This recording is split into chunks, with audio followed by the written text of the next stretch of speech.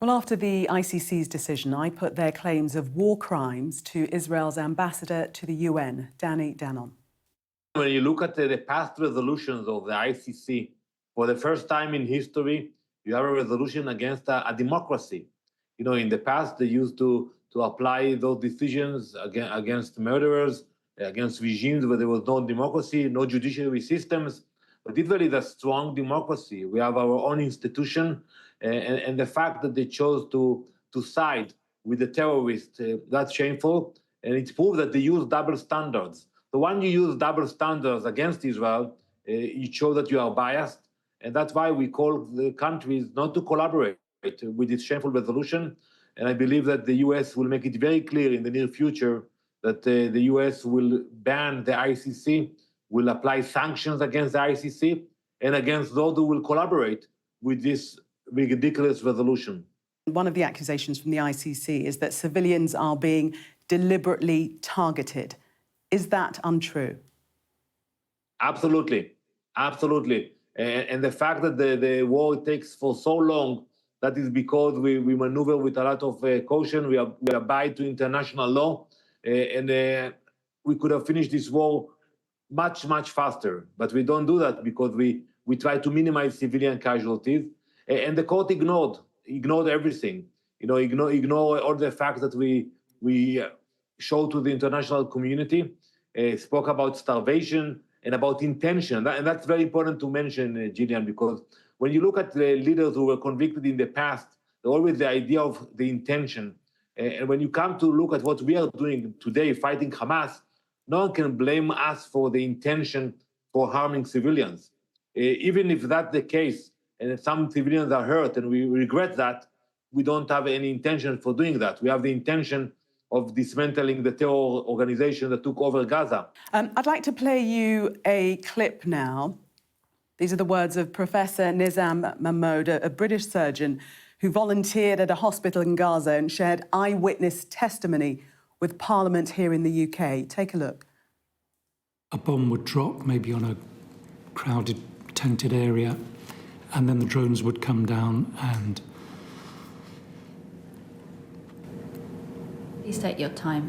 We're incredibly grateful that you're making the time to be here today. The drones would come down and pick off civilians, children, and we had description after description. This is not, you know, an occasional thing. This was day after day after day, operating on children who would say, I was lying on the ground after a bomb had dropped, and this quadcopter came down and hovered over me and shot me. And that's clearly a deliberate act. And I've worked in a number of conflict zones in different parts of the world. I was there at the time of the Rwandan genocide. I've never seen anything on this scale, ever. Gillian, the blame is on Hamas. And there is a tragedy today in Gaza. No one can argue about that. But the blame is on the shoulders of Hamas, who started this fight against us. You heard what he said there, drones picking off children. Let me finish. And I would be very happy if this distinguished committee would call to speak with the families of the hostages, to see what's happening to the hostages today in the dungeons of Gaza. Young girls being raped, young children who have been deprived from their families for more than a year.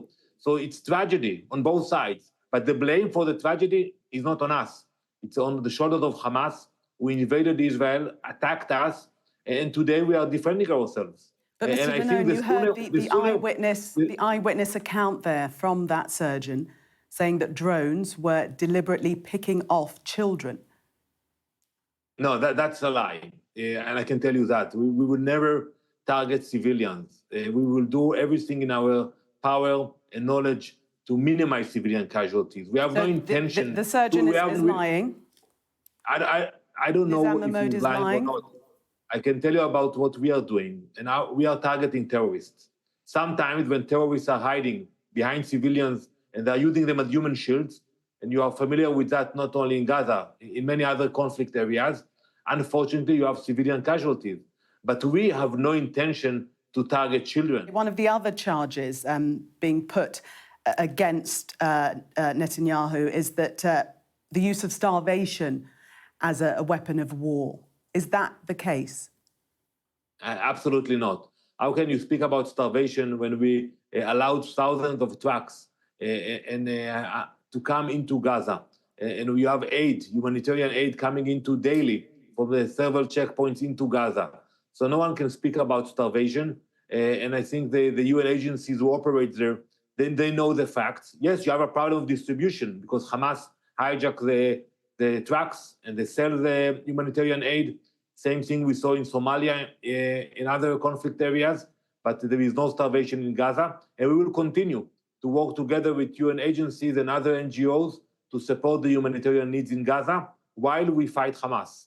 I want to show some Israeli government statistics now, showing a massive drop-off in food aid in October, dropping from more than 75,000 tonnes in September 2024 to just over 25,000 tonnes in October 2024.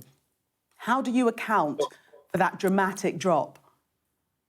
So first, if you look at the numbers of 25 of November, and you are showing some of them, that you see that the number increased dramatically. And by the end of November, you will see that there was a big step. You know, the problem is usually with the distribution. Many of the trucks pass the checkpoints, but after that, you don't have enough drivers who are willing to take the risk. You have logistical issues. And the main issue is the chaos. There is no law and order, and many of the trucks are being hijacked. We are not limiting the amount of aid coming into Gaza. You know, you can give you a list of countries who are supporting the Palestinians today in Gaza, including Jordan, the UAE, and others. They can tell you the same.